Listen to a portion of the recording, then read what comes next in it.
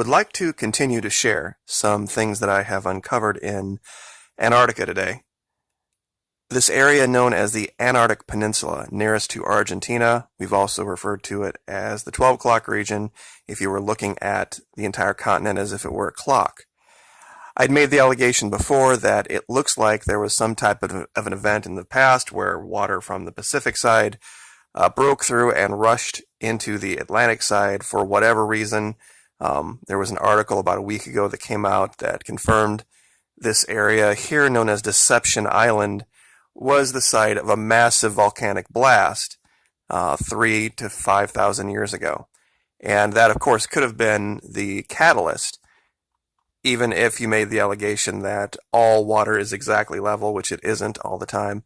The floor of the ocean could have collapsed just enough to cause a difference from one side to the other. And as we know, once water starts moving, it's going to eventually level itself out at some point and do whatever it needs to do that.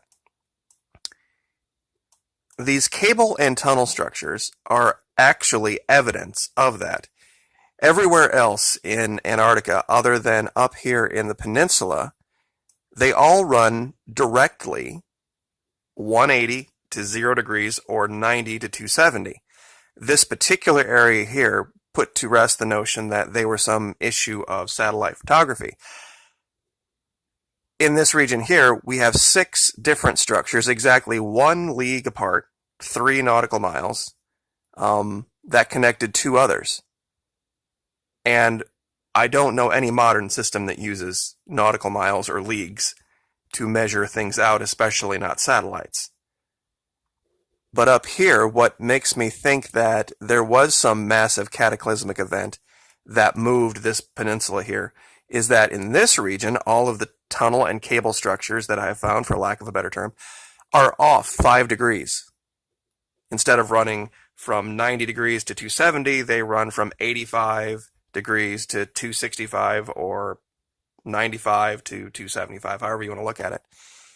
And that's been something that's been repeatable. I actually found one recently that confirms this here, and strangely enough, it lines perfectly up with this jeweled mountainside, for lack of a better way to describe it.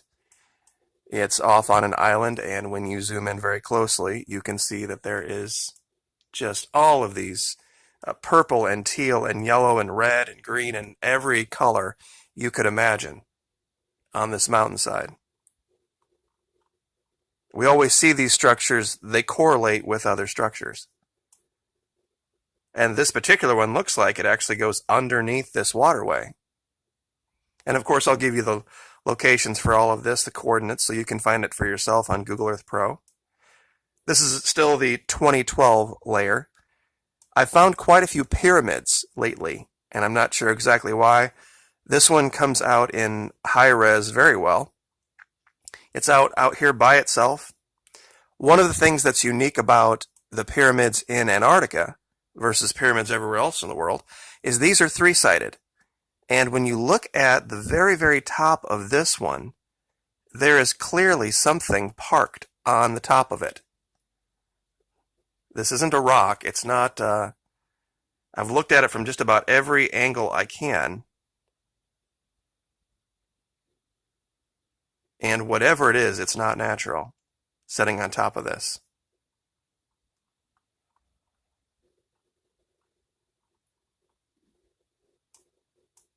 Here's another great example of one just out in the middle of nowhere, just like we see in Egypt and everywhere else in the world. You see this perfectly straight edge. This one actually shows almost a resemblance to a stepped pyramid, like we see in South America, like Chichen Itza, and you can actually see it in the shadow, that there are steps to this one. And you can almost, you don't even have to look at the shadow, you can physically see it here. That this is not something that is just nature. It's too straight of a line. And real quick, we'll do a distance on this just to give you an idea of how, pardon me, how long this is. We'll do this in meters. This is about 178 meters long. I'm going to zoom that in to make it a little easier for you to see. So 200 meters long. I mean, it's nearly a football field, perfectly straight.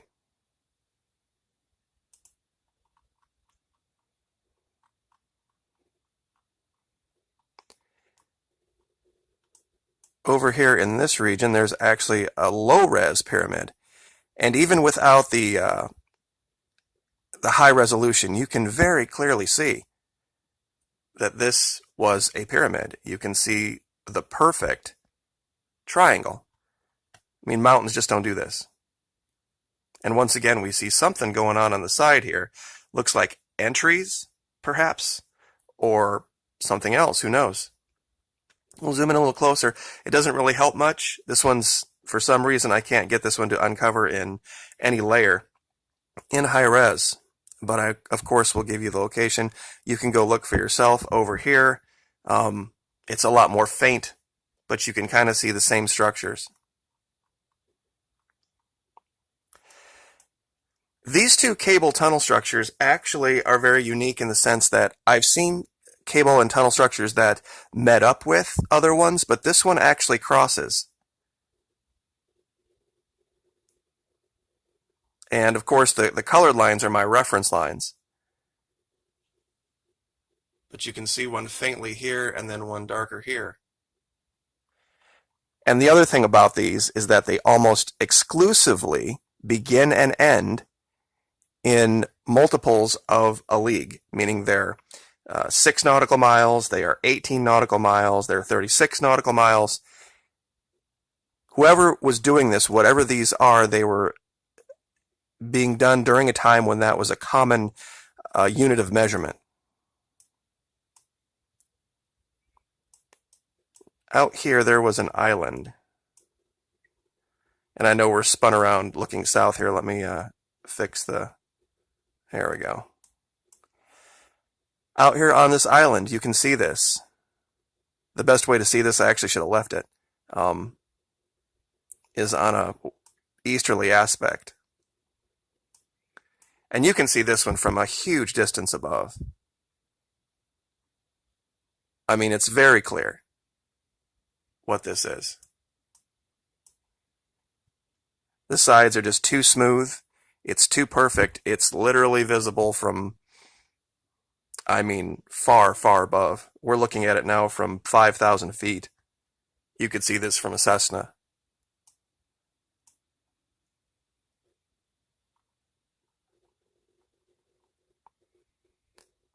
So they are all over the place down here, and I think with so many of them, it's pretty hard to make any kind of an allegation that this is just tricks of photography, tricks of light, just mountains. Very, very, very odd. And we'll show this. I know we've shown this before, but we'll show it again. I don't know how, when you look at something like this, I'm actually in the wrong layer. There we go. That you see anything other than a massive obelisk. And there has been some, the reason I brought this up is we can only see about 80 feet of it. From the visible point here to the top is about 88 feet. This thing could be much, much, much taller. It's sitting down in a valley. And one of the things that I forgot to talk about when I first discovered it was when you look at this, you can see that this is being visited. Because in every direction, you see what looks like trails. You see very disturbed snow. Like out here, you see the snow is very smooth and undisturbed. Well, if you go to this obelisk and you look directly this direction, you see what look like tracks and trails and disturbed snow. You see it in this direction as well, and you see it down this direction as well.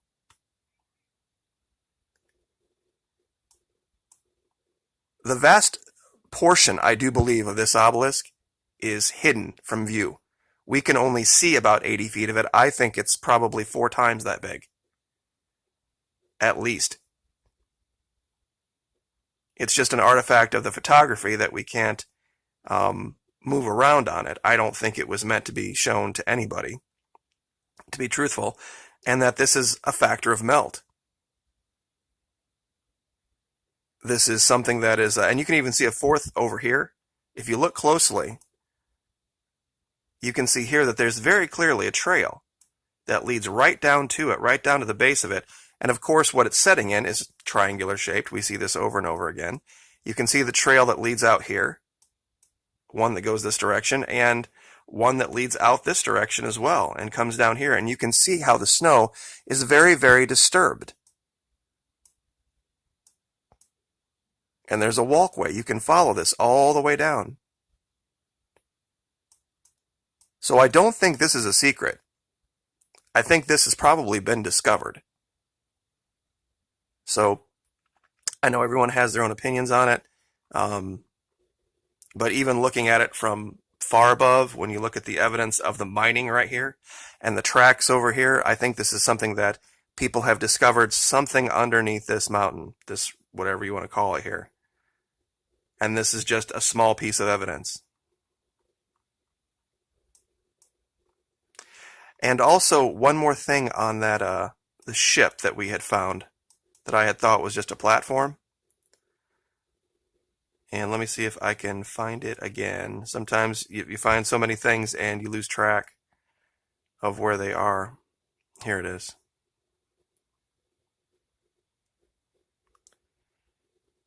When you spin the aspect of this around, and you look at this as the bow of a ship, and this might down here be where the bulbous bow, so to speak, was. This does look suspiciously like an older submarine model. A couple of people had mentioned that, and it really does. It absolutely does. It looks like it's just part of it.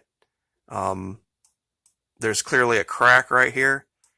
You know, what could be underneath here, who knows, but if you really think about it, when you see the disturbances up here, if you can think of the bridge of a large ship, you know, the distances would be exactly right, and there's some other disturbance over here with this, and the way the wind has blown around this, I don't know how anybody can look at this and say, well, this is just a natural piece of rock.